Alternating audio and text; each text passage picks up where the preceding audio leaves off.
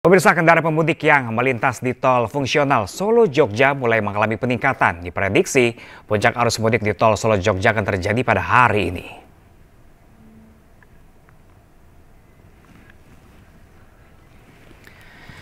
Ya, pemirsa, suasana arus mudik lebaran di tol fungsional Solo-Jogja terpantau lancar.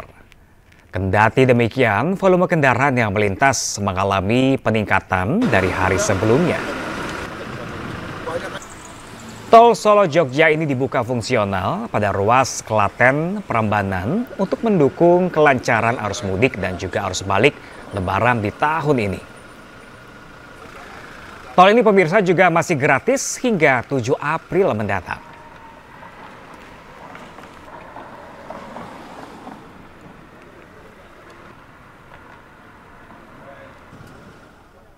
Dan pemirsa, untuk mengetahui situasi terkini pantauan arus mudik di res area Ngawen, Klaten, Jawa Tengah pemirsa, kami telah terhubung dengan Kasubdit Sim Ditkregiden Korlantas Polri Kombes Iwan Saktiadi. Selamat sore Kombes Iwan Saktiadi. Selamat sore Ram, dan selamat sore para pemirsa sekalian, khususnya yang sedang saat ini melaksanakan mudik dan kebetulan melintas di tol fungsional Solo-Jogja. Ya, Kombes, seperti apakah situasi arus mudik saat ini sore ini di sana? Ya, bisa kami sampaikan, Pram, bahwa saya saat ini berdiri di rest area Ngawen, tepatnya di kilometer 19 Solo-Jogja. Tol ini merupakan bagian dari tol yang difungsikan pada saat pelaksanaan arus mudik.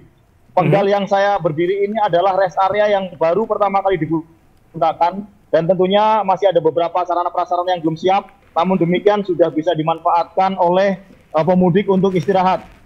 Karena juga disiapkan untuk MCK, kemudian tempat ibadah atau musola, dan gerai minimarket yang mobile.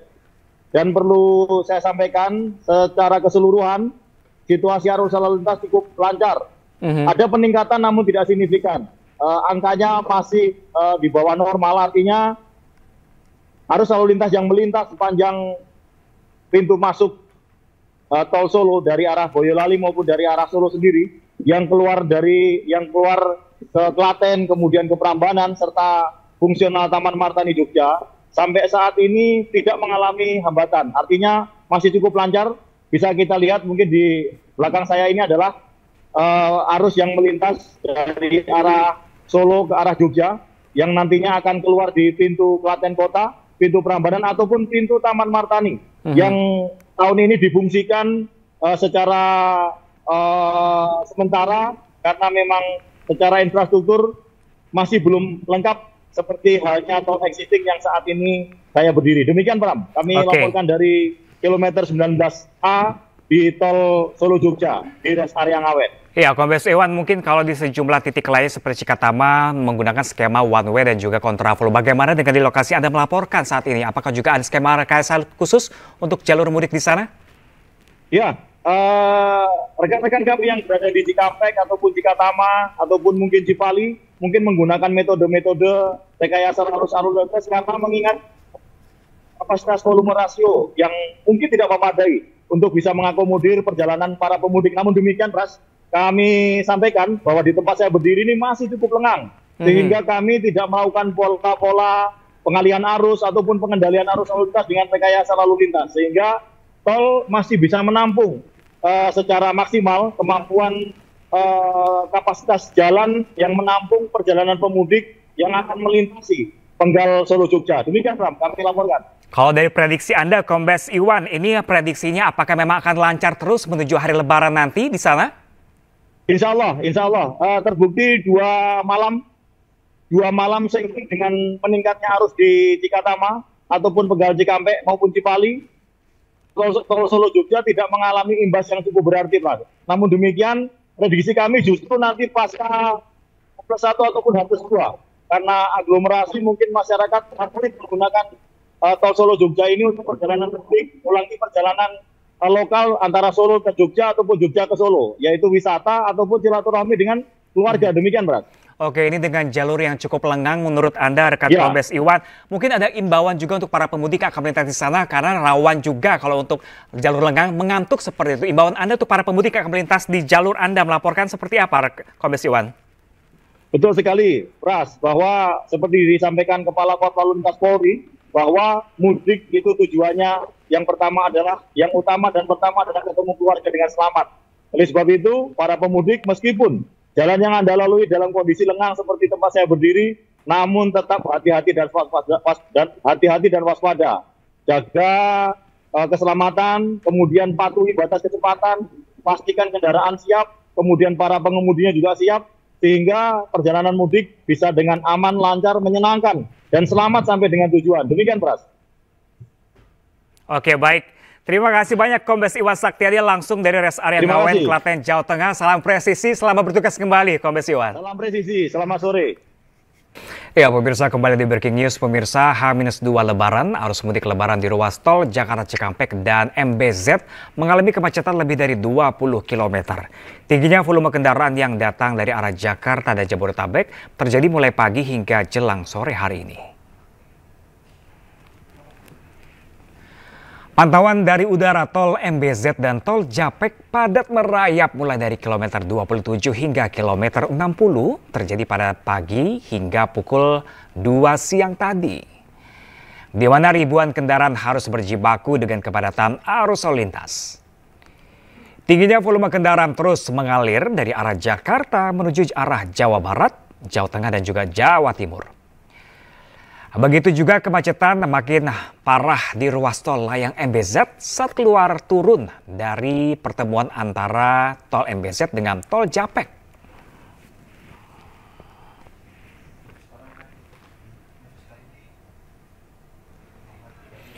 Sementara itu pemirsa, Kapolri Jenderal Listio Sigit Prabowo meninjau arus mudik Lebaran di Stasiun Gambir, Jakarta. Sejumlah menteri juga hadir dalam peninjauan ini seperti Menko PMK Pratikno dan Menhub Budi Purwagandi dan Menkes Budi Gunadi Sadikin.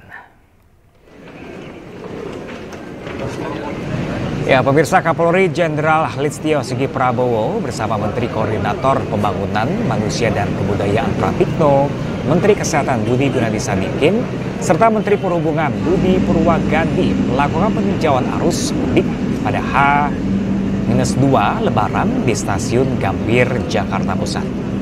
Peninjauan kali ini pemirsa dilakukan tadi pada pukul 13 siang tadi, di mana dalam hasil peninjauan sejumlah fasilitas pelayanan kereta api berjalan dengan baik, penumpang kereta api juga terjaga keamanannya dan juga kenyamanannya.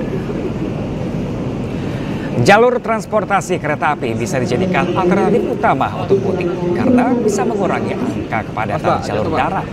Selain itu, pemudik diimbau selalu menjaga kesehatannya.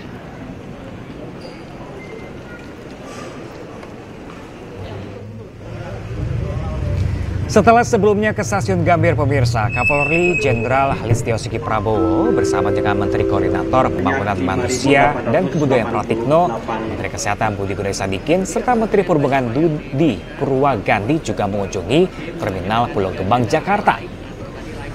Jajaran menteri bersama Kapolri ini mengecek fasilitas pelayanan penumpang di Terminal Pulau Gebang, termasuk memastikan kendaraan bus yang digunakan dalam kondisi siap. Di mana sebelumnya pemirsa, ada sebanyak 2.962 pemudik dan 280 bus yang menuju Sumatera dan Pulau Jawa telah diberangkatkan dari Terminal Terpadu Pulau Gebang, Jakarta Timur. Yang menggunakan bis tahun ini meningkat hampir 145%. Oleh karena itu tadi kita bersama-sama ingin memastikan terkait dengan kesiapan dari bis, dari kendaraannya dan juga dari pengemudinya.